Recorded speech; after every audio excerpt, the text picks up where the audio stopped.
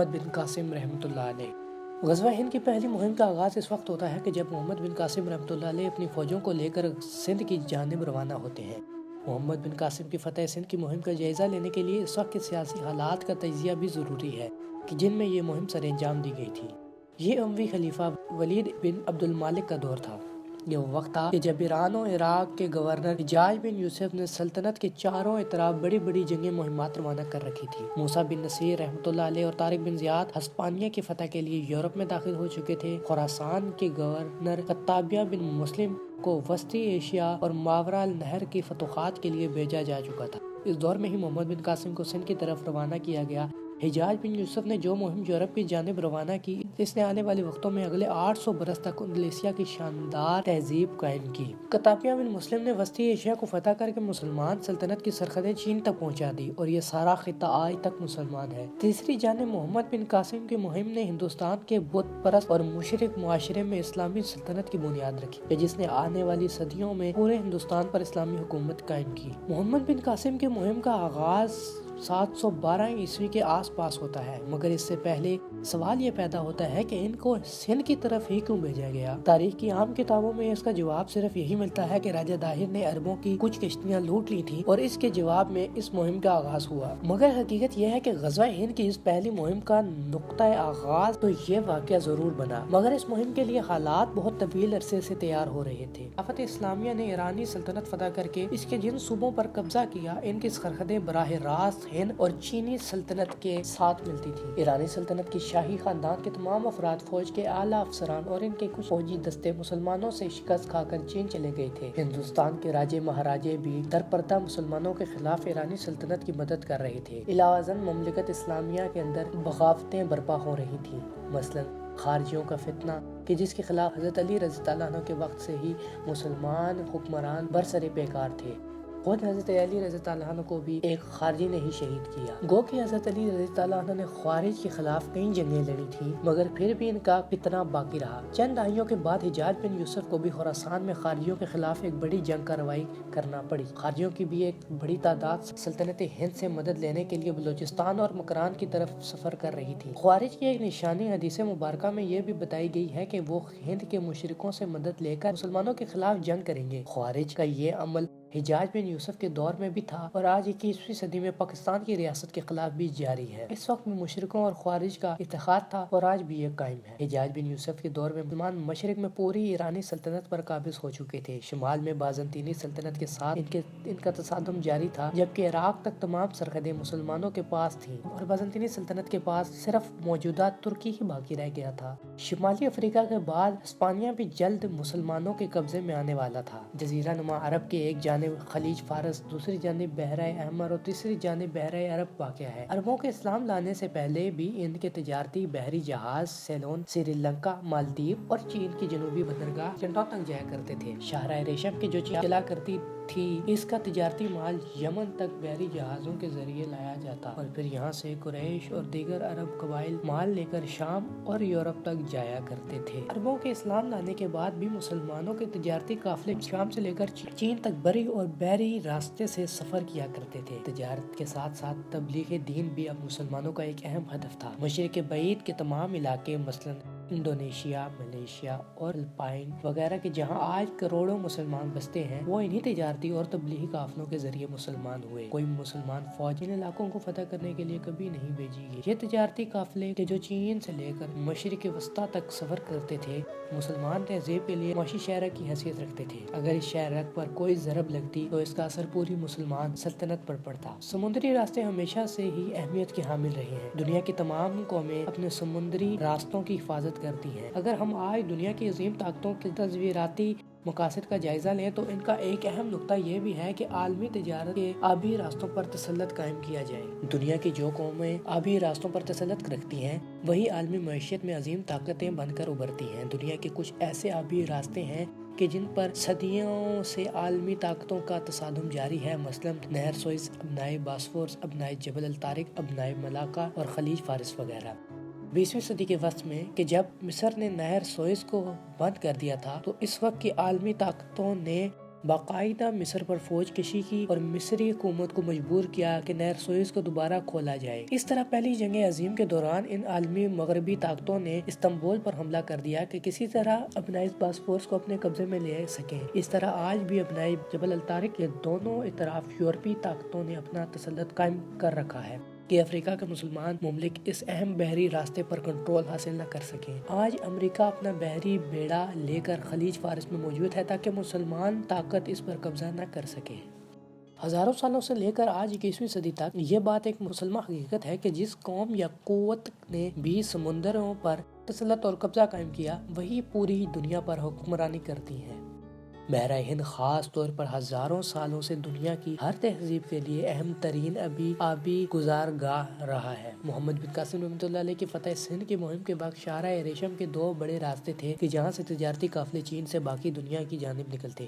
ایک راستہ وسطی ایشیا سے خشکی کے راستے سمرقند اور بخارا سے ہوتا ہوا ایران اور پھر بازنطینی سلطنتوں کی طرف جاتا تھا۔ دوسرا راستہ چین سے لے کر قراقرم کے پہاڑوں سے ہوتا ہوا دریائے سندھ کے ساتھ ساتھ ہندوستان میں داخل ہوتا تھا۔ ہندوستان میں دریائے سندھ کی بندرگاہوں سے بازنطینی سلطنت، عرب تاجر اور دنیا کے دیگر علاقے بحری جہاز سامان اٹھایا کرتے تھے۔ مسلمان سلطنت کے جس نے اب شام کی فتح کے بعد بازنطینیوں کو بحیرہ روم میں مقید کر دیا کی ایک خواہش یہ بھی تھی کہ شاہراہ ریشم پر بھی مسلمانوں کا تسلط قائم ہو جائے۔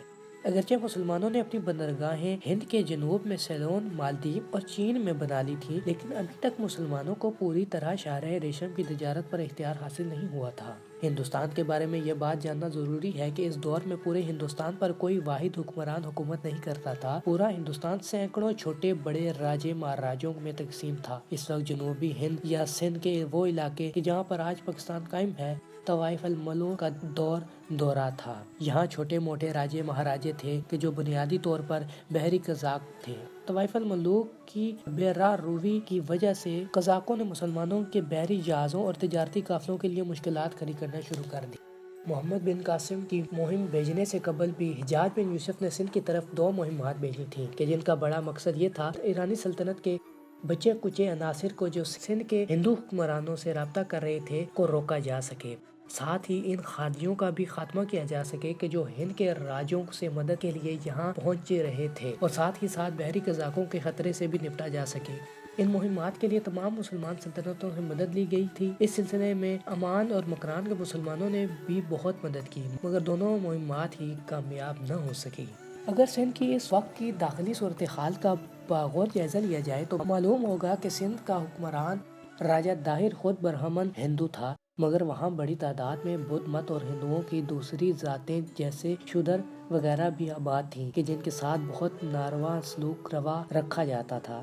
امن و امان کی صورتحال ابتر تھی اور معاشی اور معاشرتی اعتبار سے یہ انتہائی پسماندہ علاقے تھے۔ کوئی ریاستی انتظامی ڈھانچے موجود نہ تھا، غربت اور جہالت عام تھی۔ بد انتظامی، بدعنوانی اور ظلم و ستم کی وجہ سے انسان حیوانوں سے بدتر زندگی گزارنے پر مجبور تھے، مگر نہ تو ان کے حکمرانوں کو کوئی پرواہ تھی اور نہ ہی ان کے پنڈتوں کو کہ دونوں ہی طبقے رعایا کے استحصال اور خون چوسنے میں شرکت دار تھے۔ مسلمان اس سے قبل رومی اور ایرانی سلطنت کو فتح کر چکے تھے۔ مصر سے لے کر شمالی و مغربی افریقہ تک اسلامی پرچم لہرا رہا تھا۔ تاریخ گواہ ہے کہ مسلمان جہاں بھی گئے دشمن کی حکومتوں، لشکروں اور فوجوں سے تو جنگ ہوتی تھی، لیکن مقامی آبادی ہمیشہ مسلمانوں کے اخلاق و کردار سے متاثر ہو کر دائرہ اسلام میں داخل ہو جاتی۔ مسلمانوں کی فتوحات میں ان کے اس حسن سلوک کا بڑا عمل دخل تھا جو انہوں نے مقامی آبادی سے روا رکھا۔ اس کا نتیجہ یہ ہوا کہ مقامی آبادی اسلام قبول کرنے کے بعد اپنے سابق حکمرانوں کے خلاف مسلمانوں کے خلیفہ بن جاتی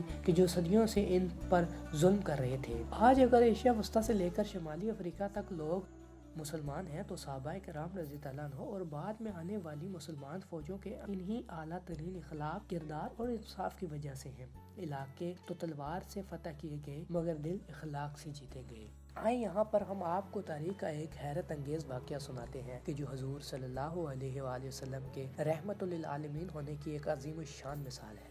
سیدی رسول اللہ صلی اللہ علیہ وسلم اعلان نبوت کے بعد جب مشرکین مکہ کو اسلام کی دعوت پیش کرتے ہیں تو آپ صلی اللہ علیہ وسلم کو شدید مزاحمت اور مخالفت کا سامنا کرنا پڑتا ہے۔ اپنی اسی مشن کو جاری رکھنے کے لیے ایک مرتبہ سیدی رسول اللہ صلی اللہ علیہ وسلم طائف کی جانب تشریف لے جاتے ہیں۔ اہل طائف کی جانب سے بھی رسول اللہ صلی اللہ علیہ وسلم پر شدید ظلم و ستم ڈھایا جاتا ہے۔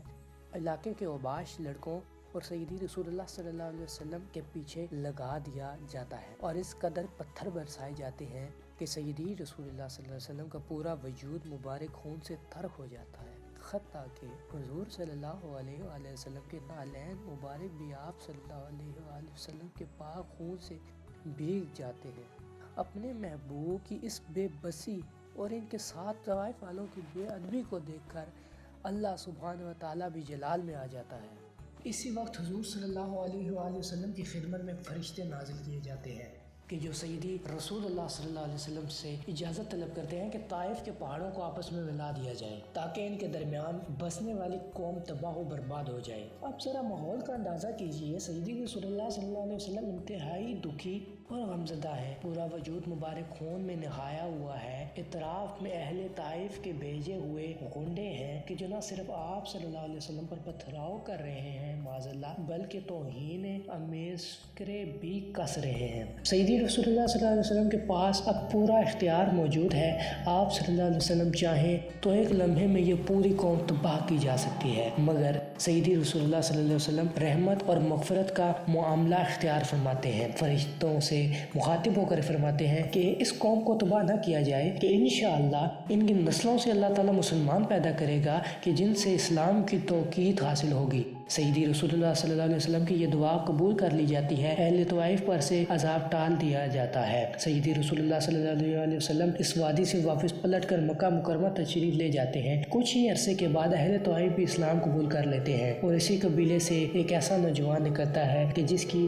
برکت سے آج پورے ہندوستان میں کروڑوں انسان ایمان اور اسلام کی دولت سے مالا مال ہے۔ محمد بن قاسم ثقفی رحمۃ اللہ علیہ کا تعلق اہل طائف ہی سے ہے اور یہ حضور صلی اللہ علیہ وسلم کی دعا کی تاثیر اور برکت ہی ہے کہ اللہ تعالیٰ نے ان سے اتنا عظیم الشان کام لیا۔ حجاج بن یوسف بھی ایک عجیب و غریب شخصیت کا مالک تھا۔ ایک طرف تو یہ شخص انتہائی دلیر، ذہین اور دوربین نگاہیں رکھنے والا سپہ سالار تھا، مگر دوسری طرف اس کی طبیعت بھی سخت شدت اور ظلم کی حد تک سختی تھی۔ بنو امیہ کے دور میں اس کو عراق اور خراسان کا گورنر مقرر کیا گیا۔ ایک طرف تو حجاج بن یوسف کی تلوار سے ہزاروں بے گناہ مسلمان حتیٰ کہ صحابہ کرام رضی اللہ عنہ بھی شہید ہوئے اور اس کی فوجوں نے مکہ اور مدینہ پر بھی چڑھائی کی، مگر دوسری جانب اللہ نے اس سے پوری دنیا میں آنے والی صدیوں تک اسلام کو پھیلانے کا کام بھی دیا۔ اس کے بھیجے ہوئے لشکروں نے ایشیا وسطیٰ سے لے کر چین اور روس تک اسلام کو پرچم لہرایا۔